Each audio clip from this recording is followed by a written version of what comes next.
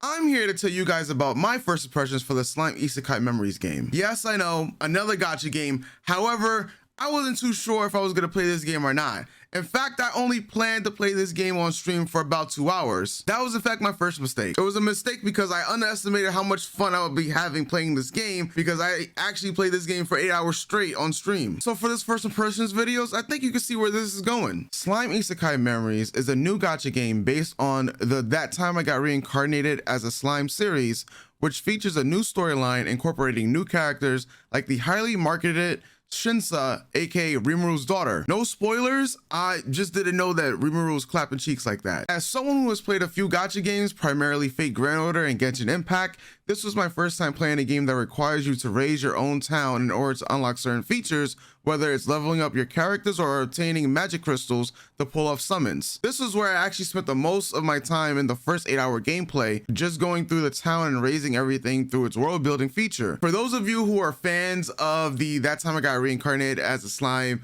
series, you would know that it's all about world building, and it's kind of nice to have a game that is dedicated to world building that is the same way as the story, which is dedicated to world building. I'm not going to go too deep into the battle mechanics and the gameplay, as I'm going to reserve that for another deeper video. Now, I personally love JRPGs and turn-based systems, so this game was going to be right up my alley, but I will admit I have been spoiled with open world RPGs, especially Genshin Impact, which I've put a lot of hours into. However, I also play Fate Grand Order, which is a turn-based system, and this is a nice, I guess you say, upgrade in terms of the graphics if you're comparing Fate Grand Order, which operates more so on a 2.5D with sprites, as this game is more so 3D with 3D animation. Speaking of the graphics, the animation has been pretty cool throughout my gameplay, from the summons to the special skills that various characters use. The summon animation fits well with the overall theme from the Slime series, and I personally love the usage of the Great Sage's involvement with not only the summoning, but the explanation of various things related to gameplay. For those of you who want to see all of the characters that you can summon in this game, currently I have linked the video for you guys in the description bar down below. Most people that come to my channel know that I am a whale when it comes to gacha games. However, for the first time in my life, I have decided to play this game as just what it's intended to be, a free-to-play game.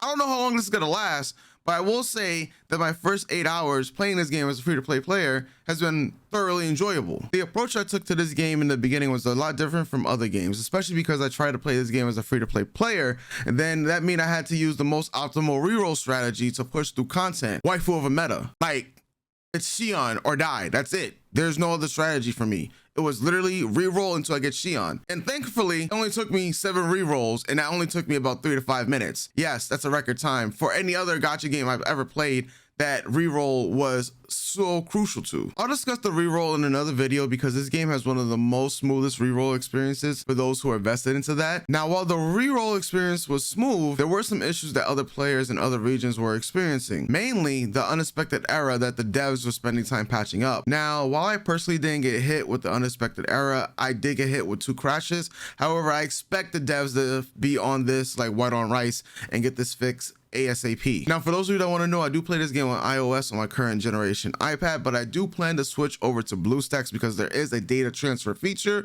However, I had heard that there's some little herky-jerkiness going on with the data transfer, which I'll tackle in another more elaborate video. For those of you who are interested in purchasing any of the in-app gems, aka the magic crystals within the game, I will give my complete thoughts on buying magic crystals and other things in the game's current shop in another video. Just know that it's not really necessary. From my current experience in playing the game for about 8 hours, I didn't need or felt the need to buy anything in the game. How much my chat was goading me to and trying to bait me into buying. I'm good for the first 8 hours, but I know that once Shion's swimsuit comes out, I'm gonna be dropping some cash, but I'm pretty sure I'm gonna be dropping some cash, before I even get to the point of Shion's swimsuit, because I'm just not free-to-play friendly as a lot of people are. However, I did enjoy my experience so far as a free-to-play friendly person. And just building off of that, I was able to breeze through a lot of the game content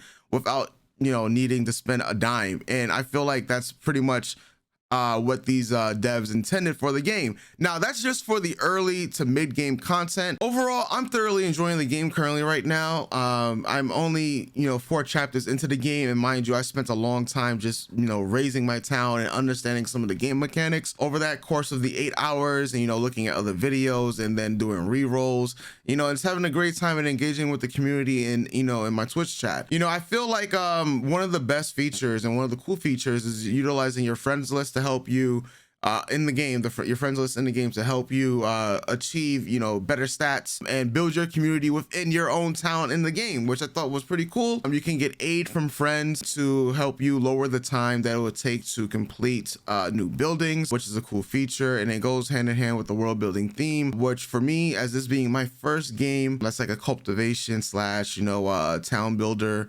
I think that's pretty cool, and it's a unique experience for me myself. Maybe for other people who have played games just like this is just gonna be like meh to them, but fans of the Slime series, I think this would be a nice, cool game for you guys to play just on my initial first impressions of the game. For those of you who are wondering about the events and what other special characters, maybe some limited banners, event banners, we did get some news from the devs, and that pertains to Demon Lord Milim, who is going to be the first event banner, and if I read the article correct, she's going to be free to obtain as long as you complete everything in the event. Plus, the devs also announced that they're going to be doing this for all of the remaining Demon Lords. I'm not going to spoil those of you who have not watched the series or read the series. You can read the article if you want, but if you don't want to be spoiled, just know that we have a lot of content. I'm just gonna say there's more than 5 Demon Lords coming. Pretty sure they're not gonna be doing this content back to back to back to back.